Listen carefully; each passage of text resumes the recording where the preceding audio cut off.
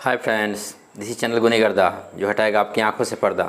और आज पर्दा हटेगा पार्टनरशिप के कुछ अन्य महत्वपूर्ण प्रश्नों से। पार्टनरशिप का पिछला क्लास हम लोग देख चुके हैं। उस क्लास में हमने कुछ प्रश्नों को सॉल्व किया हुआ है। तो ये हम लोग बेसिक से शुरू किए हुए हैं और बेसिक के बाद हम लोग चैप्टर को देखते हुए एडवांस में जाएंगे। आज हम लोग अगला क्वेश्चन देखेंगे। अगला जो क्वेश्चन है वह है कि ए 450 रुपया लगाकर कोई व्यापार शुरू करता है जिसमें बाद में बी 300 रुपया लगाकर शामिल हो जाता है। यानी कि 450 रुपया से ये कोई व्यापार शुरू करता है और बी उसमें 300 रुपया लगा करके फिर बाद में शामिल हो जाता है।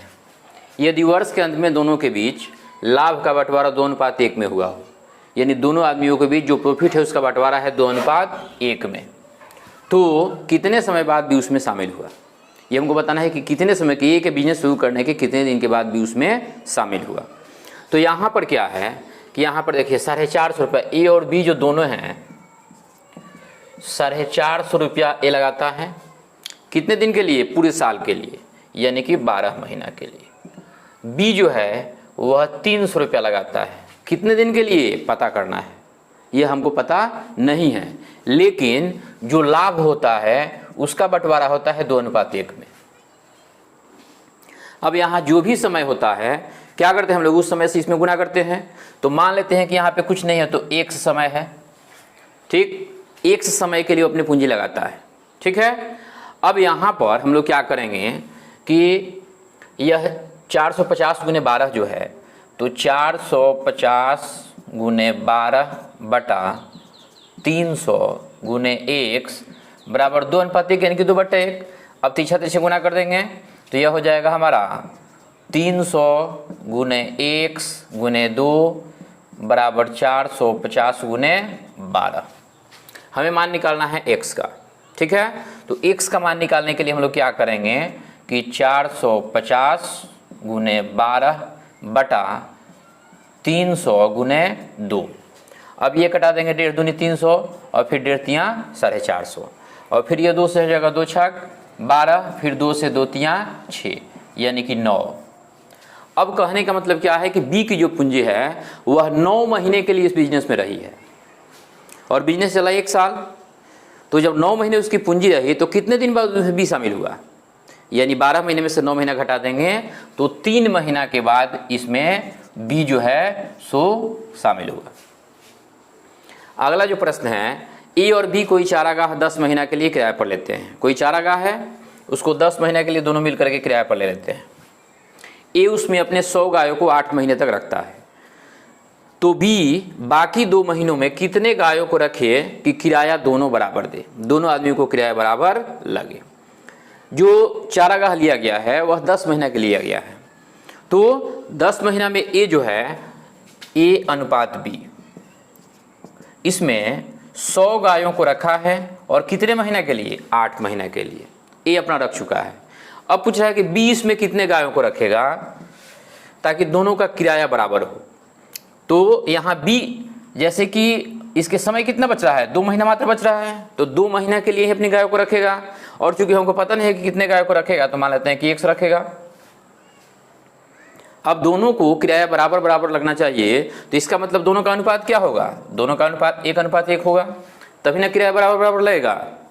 अब यहाँ हम लोग क्या करेंगे कि बिल्कुल 100 × 8 बटा x × 2 बराबर क्या है, 1/1 यानी कि 1।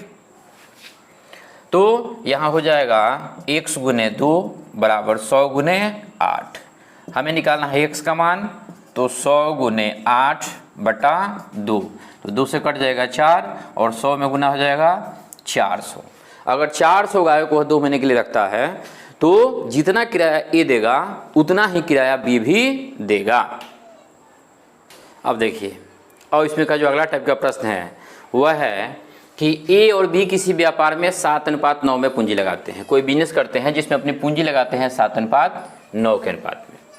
8 महीना के बाद ए अपनी पूंजी निकाल लेता है, यानी ये कि पूंजी 8 महीना तक उस व्यापार में रहती है और उसके बाद अपनी पूंजी को निकाल लेता है। यदि दोनों को प्राप्त लाभ का अनुपात 8:9 हो, दोनों को जो लाभ प्राप्त होता है वह 8:9 के रेशियो में होता है, तो बी की पूंजी कितने समय तक रही, यानी कि बी की पूंजी उस व्यापार में कितने समय तक रही। यही हमको निकालना है। अब यहाँ पर क्या है कि जो ए की पूंजी है वह 7 और बी की पूंजी 9, 7-9 के अनुपात में है, लेकिन 8 महीने के बाद ये अपनी पूंजी निकाल लेता है। ठीक है, 8 महीने के बाद जब पूंजी निकालता है तो यहाँ पर अगर हम लोग इसको हल करें तो मान लीजिए कि ये 7 हो गया और यह पूंजी कितने दिन तक, 8 महीने तक रही। बी की जो है वह है 9 है और यह कितने दिन तक रही, यह पता नहीं है, हमको पता ही नहीं है कि यह कितने दिन तक इस व्यापार में रही। लेकिन दोनों के बीच जो लाभ प्राप्त होता है वह है 8:9। तो जिस अनुपात में पूंजी और समय होता है उसी अनुपात में लाभ होता है। यानी कि चाय में जितनी चीनी डालेंगे उतनी ही चाय मीठी होगी। ऐसा नहीं है कि चीनी नहीं डालेंगे और चाय आपकी बहुत ज़्यादा मीठी हो जाएगी। तो ठीक वैसे ही व्यापार में जितनी ज़्यादा पूंजी लगाएंगे उतना ज़्यादा लाभ में आपको शेयर मिलेगा।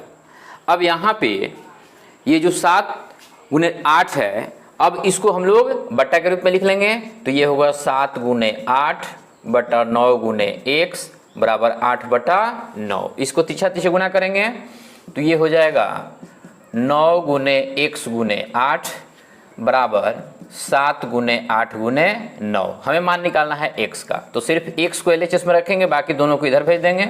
तो 7×8×9 बटा 9×8।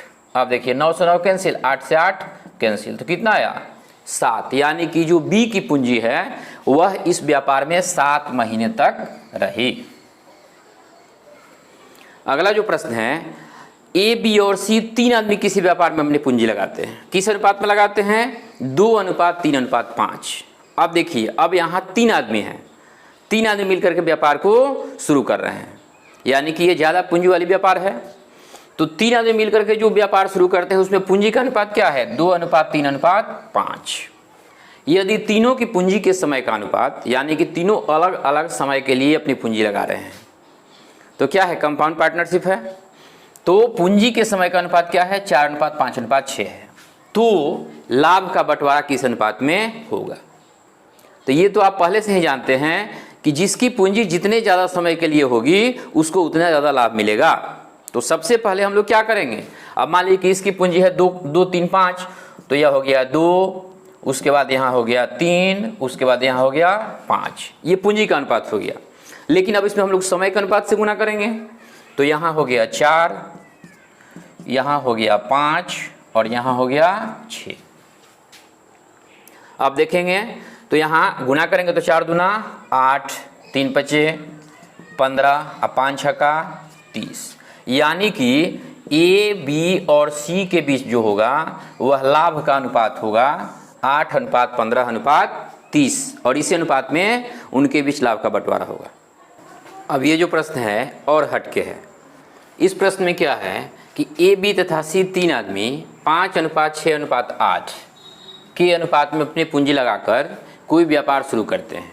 यदि उनको प्राप्त लाभ का शेयर 5:3:12 के अनुपात में हो तो उन्होंने अपनी पूंजी को समय के किस अनुपात में लगाई थी। यहाँ समय का अनुपात बताना है। अब इसे पिछले क्वेश्चन में क्या था, पिछले क्वेश्चन में हमारा पूंजी का अनुपात था, उसके बाद समय दिया हुआ था, तो हमने लाभ का अनुपात निकालना सीखा है कि यदि इतनी पूंजी हो और इतने समय के लिए हो तो उनके बीच लाभ का बंटवारा कितना होगा। तो दोनों का गुना करके और तीनों के बीच अनुपात हम लोग निकाल देते हैं। लेकिन यहाँ पर थोड़ा सा चेंजिंग कर दिया है। यहाँ पर पूंजी का अनुपात दिया हुआ है और लाभ का अनुपात दिया हुआ, और यहाँ हमको समय का अनुपात निकालना है। जैसे कि ए बी और सी 3 आदमी हैं, तो इनके बीच जो पूंजी का अनुपात है वह है 5:6:8। अब समय का अनुपात, अगर समय दिया हुआ होता है तो इसमें हम लोग समय से गुना कर देते हैं और लाभ का अनुपात निकाल लेते हैं। लेकिन यहाँ समय का अनुपात निकालना है और जो लाभ का अनुपात दिया हुआ है वह है 5:3:12, यानी कि पहला दे दिया है और लास्ट दे दिया है। हमको निकालना है समय का। तो समय कैसे, हम लोग यह अनुपात कैसे निकालते हैं, पूंजी में समय से गुना करते हैं। जैसे कि अगर इसको x, y और z, 5 में 1 से गुना कर दे, 6 में y से गुना कर दे, 8 में z से गुना कर दें समय, यानी कि यह x महीने के लिए, y महीने के लिए, z महीने के लिए, तीनों से गुना कर दें तो हमारा यह शेयर का अनुपात निकल जाता है। अब हमको निकालना है मान x अनुपात y अनुपात z का। तो यहाँ पर हम लोग क्या करेंगे कि तीनों अनुपात से यहाँ तीनों में भाग दे देंगे, यानी कि 5/5 भागा 3/6 भागा 12/8। यानी कि पहला कोई भी अनुपात दिया हो और लास्ट वाला अनुपात दिया हुआ हो और दूसरा अनुपात हमको निकालना हो तो हम लोग लास्ट वाले में पहले वाले से भाग दे देंगे। अब इसको कटा देंगे तो ये कट जाएगा, 5 से 5 कैंसिल, 3 दूना 6, 4 3 12, 4 दूना 8, यानी कि 1/1/2 तो यहाँ पर क्या करेंगे कि चूँकि यहाँ भी बट्टा 2 है, यहाँ भी बट्टा 2 है, तो हम लोग 2 से तीनों में गुना कर देंगे। तो ये हो गया 2 × 1 अनुपात 2 × 1/2 अनुपात 2 × 3/2। अब ये 2 से 2 यहाँ कैंसिल और 2 से 2 यहाँ कैंसिल, यहाँ बच गया 2:1:3 और यही हमारा इसका आंसर होगा। अगला जो प्रश्न है, ए, बी तथा सी 3 पार्टनर्स हैं, 3 आदमी मिलकर के कोई व्यापार शुरू किए हुए हैं। ए को लाभ का 2/5 भाग मिलता है। जो भी लाभ होता है उसमें 2/5 यानी कि 5 रुपये का लाभ होता है तो 2 रुपया का लाभ किसको मिलता है? ए को मिलता है। जबकि बी तथा सी को बराबर बराबर मिलता है। अब 5 में से 2 निकल गया तो कितना बचा? 3 बचा, तो 3 में 1.5 रुपया उसको और 1.5 रुपया उसको, अनुपात के रूप में, एग्जैक्ट रुपया नहीं। यदि लाभ 8% से बढ़कर 10% हो जाता है, यानी कि लाभ अगर 8% से बढ़कर 10% हो जाता है तो ए का हिस्सा 220 रुपया बढ़ जाता है। ए का जो हिस्सा है, जितना भी हिस्सा है उसमें 220 रुपये की बढ़ोतरी हो जाती है। तीनों द्वारा लगाई गई धनराशि बतावें, यानी कि तीनों ने कितने कितनी पूंजी उस बिजनेस में लगाई है। अब यहाँ पर 8% से बढ़कर 10% होती है तो रुपया यहाँ कितना बढ़ता है? 220 रुपया, यानी कि 2% की वृद्धि होती है तो रुपये में 220 रुपये की होती है। तो अगर 1% की वृद्धि होगी तो कितनी होगी? 220/2 यानी कि 110। तो अगर 100% देखा जाए तो 100% कितना होगा? 110 × 100 यानी कि 11,000 रुपया। क्योंकि प्रॉफिट में उसी अनुपात में मिलता है जिस अनुपात में पूंजी लगाई जाती है। तो यहाँ प्रॉफिट बता रहा है कि 2% की वृद्धि होती है तो 220 रुपये की वृद्धि होती है। इसका मतलब है कि जो ए की पूंजी है वह 11,000 रुपया है। अब इसको लाभ कितना मिलता है? 2/5 भाग मिलता है। तो 2/5 भाग यानी कि 5 में 2 कब? जबकि पूंजी है 11,000। तो यहाँ 2 भाग पर कितना? 11,000। तो 1 भाग पर कितना होगा? 11,000/2। तो यहाँ कितने? 5 भाग पर, यानी 5 या फिर 5 नहीं, हम लोग 3 ही निकालेंगे। ए का 2 भाग है और बी और सी को 3 भाग मिलता है, तो 3 भाग पर कितना होगा? तो 11,000/2 × 3, 2 से इसको घटा देंगे तो 2 5 10, 1 पर 0, 2 5 10 और 00 गुना करेंगे तो ये 00, 5 3 15, 5 15 116। दोनों के बीच, बी और सी दोनों की ये पूंजी है, क्योंकि दोनों के बीच शेयर बराबर मिलता है। तो दोनों की जब पूंजी होगी 16,500 तो ए की तो क्लियर है कि 11,000 हो गई। अब बी और सी दोनों की पूंजी बराबर है तो 16,500 में 2 से भाग दे देंगे तो ये हो गया 8,250 और फिर इसका भी हो जाएगा 8,250। तो यही इन तीनों की धनराशि इस व्यापार में होगी।